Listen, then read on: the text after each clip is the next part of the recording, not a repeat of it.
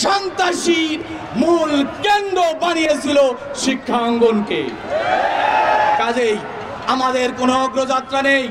শিক্ষায় আমাদেরকে এমন করে গড়া হয়েছে, যে শিক্ষা ব্যবস্থায় আমরা আধিপত্যবাদী দাবেদারীদের বিরুদ্ধে কথা বলতে পারবো না, এমন একটি শিক্ষা ব্যবস্থা চাপিয়ে আমার জাতির এই প্রজন্ম, আমার জাতির সন্তানদেরকে তারা ধ্বংস করেছে।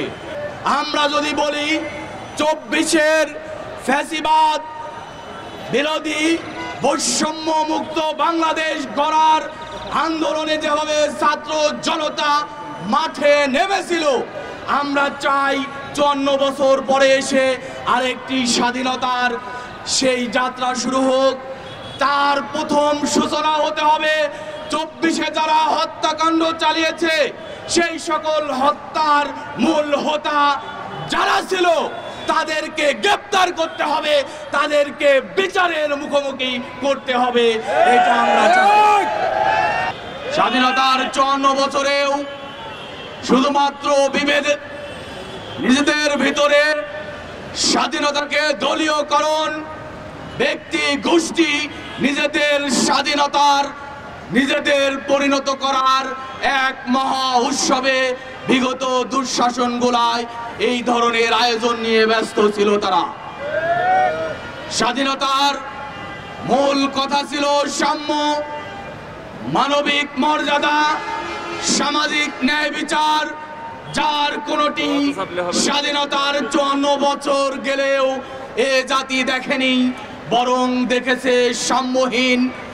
মানবতা ছিল এদেশের খুনি শাসক শ্রেণীদের হাতে লাঞ্ছিত হওয়ার এক সামান্য ব্যাপারে পরিণত হয়েছিল মানবতা।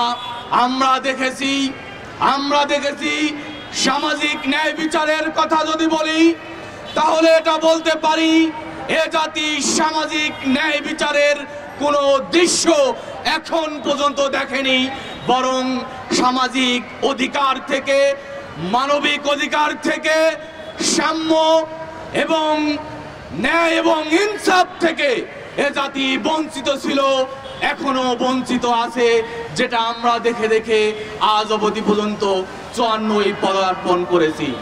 স্বাধীনতার 54 বছরে আমরা বিশ্বের মানচিত্রে আমাদের অবস্থানটাকে সুস্পষ্ট করে আমরা মাথা তুলে দাঁড়িয়ে বিশ্বকে জানিয়ে দেওয়া বাংলাদেশ এই বিশ্বের অন্যতম একটি দেশ, কিন্তু আজ পর্যন্ত আমরা সেটা দেখি নাই, সেটা করতে পারি নাই।